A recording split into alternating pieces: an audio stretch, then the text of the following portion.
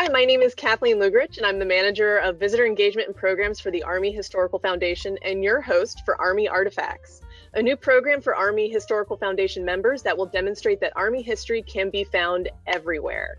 Today, my guest is Doran Cart, the senior curator at the National World War I Museum and Memorial in Kansas City, Missouri. Doran, thank you so much for speaking with me today. How are you? Oh, I'm good for a Monday morning, I guess. Today, Doran and I will be talking about the U.S. Army Nurse Corps baseball uniforms in the collection of the National World War I Museum and Memorial. Doran, how did the museum acquire these uniforms? The museum gets about 99% of the collection through donations. And the collection is organic, so it's still growing today. The museum started collecting in 1920. So it's been around for quite a while. And for that other 1%, we raise funds for an object acquisitions fund. And the two Army Nurse Corps uniforms, tunics that we got were purchased from a collector. What are the tunics made out of? I see one in the background. Is that one of them?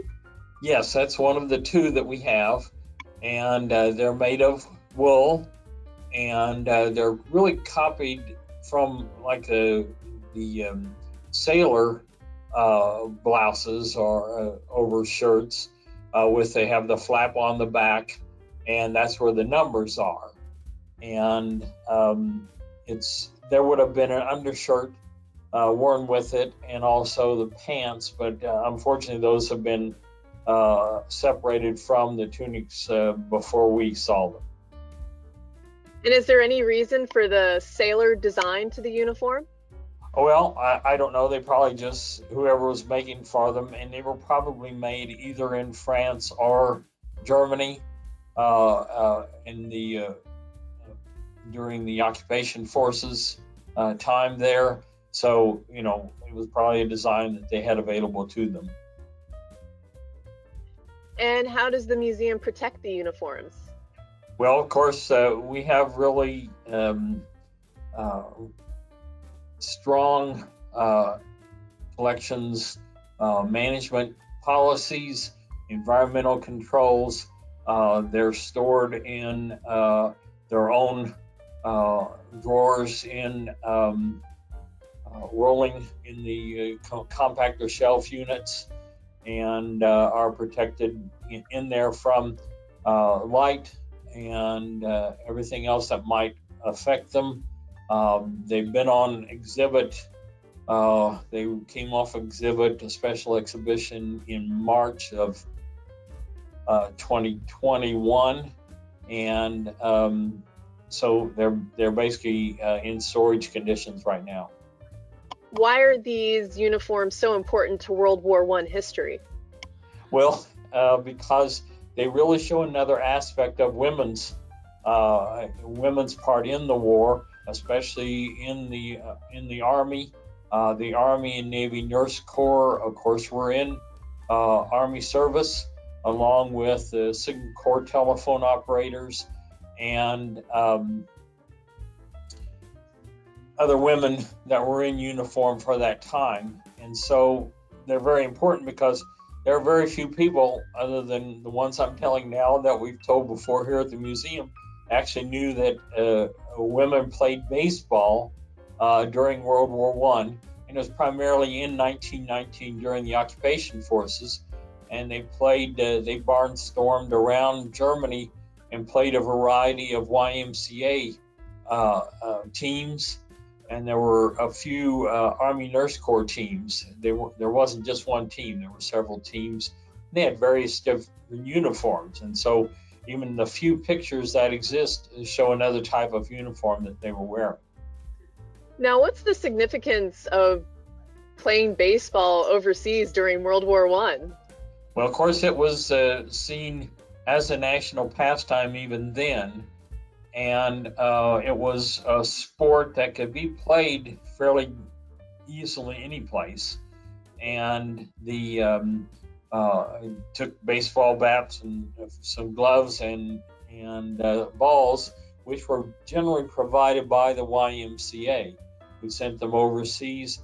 And it was a way not only to create camaraderie when there wasn't, fighting going on, but also it was a way of expressing that sports was a very important part of the American Expeditionary Forces. And so they had all kinds of sports. They played basketball and volleyball, and they had track and field meets.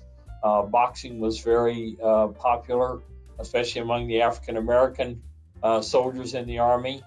And it was a form of entertainment also for people who got to watch the games themselves. And then also at that time, there were a lot of professional baseball players who'd actually joined the Army and were in the Army overseas, primarily with the Chemical Corps, working with the Chemical Corps in the Army. That would included like Christy Mathewson and others like that, who became famous both for playing and also for managing in baseball after the war. Wow, did not know that. Well, that's why we're talking today. It is indeed. So we talked about why it's important to World War I history, since we're from the Army Historical Foundation and the National Army Museum. What significance does this uniform hold for Army history? Well, it shows that American women have had a long history with the Army. And it's often been, since their numbers were smaller, they've often been forgotten that they've contributed to the history of the United States Army. But women have served for many years in the Army, and even though in World War I they were not in combat situations as far as fighting, there were several who were wounded in combat conditions, who were serving, especially the Signal Corps telephone operators and the Army and Navy nurses. Now, I know the uniforms aren't on display anymore. How can people learn more about them? Well, we do have a section on our website, theworldwar.org, about women in war, women in service, and they're featured in there, and along with some of the collections information that we have. So while they're not necessarily on exhibit right now in the collection, in the main exhibition, that doesn't mean they won't be at some time, because we do rotate exhibitions. We do, when I have something that tells a good story, I like to get it on exhibit. And our collection is a research collection first and foremost, but we can arrange for these to be just like we did today, for me to bring this in, so for you to see it on the screen. But we try to make anything accessible to researchers at any time. We also, not necessarily this piece, but we've loaned a lot of objects to other museums.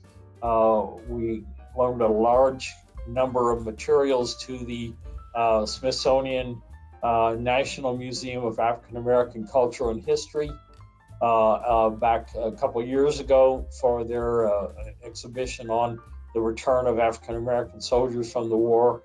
So a lot of the materials get to be seen, whether they're seen here or online or at other museums. Now, what can you tell me about the life of an Army Corps nurse? Well, they were really, they served in many capacities. In nursing, they served at American and British base hospitals. They were on sanitary trains. They were in forward area evacuation and mobile hospitals, and on surgical teams at casualty clearing stations. They were not at the first aid stations right in where there was fighting going on, but almost immediately as wounded were taken back behind the lines, there were Army nurses there in action. And a lot of them, I've read their diaries and their letters. A lot of them, said they were in mud a lot of the time. They were working in fairly primitive conditions, especially at the casualty clearing stations, and rain and cold, and they were really there to serve the wounded that were under their care. Now, what other interesting or important Army artifacts should our members come see at the National World War I Museum and Memorial? Well, I don't think we have that much time this morning, Kathleen, but there are some really what we call signature pieces, and probably one of them is we have General John J. Pershing's headquarters flag that flew at his headquarters at Chaumont, France. And that's on exhibit. The visitors can see it. We have the Medal of Honor collections from two Medal of Honor recipients, John Lewis Barclay and Sergeant Siebert, who were both awarded the Medals of Honor from their actions. We, of course, have hundreds of uniforms. And a lot of them are on exhibit. They are rotating on and off at different times. Basically, any kind of Army weapon that was used, including the 3-inch field gun and 4.7-inch gun. Our artillery collection is fairly complete. We have a lot of the materials from the various armies that were served. We collect every nation that was involved in the war. But as far as, of course, the U.S. Army had a large part in the war, and I think basically it's like, what don't we have is probably an easier question than what we do have. Well, I want to thank you, Doran, for being my guest today on our new program, helping us kick off Army Artifacts, our members-only programming. And if our members would like to learn more about the National World War I Museum and Memorial, we ask them to please visit www.theworldwar.org. And I want to thank you so much for watching.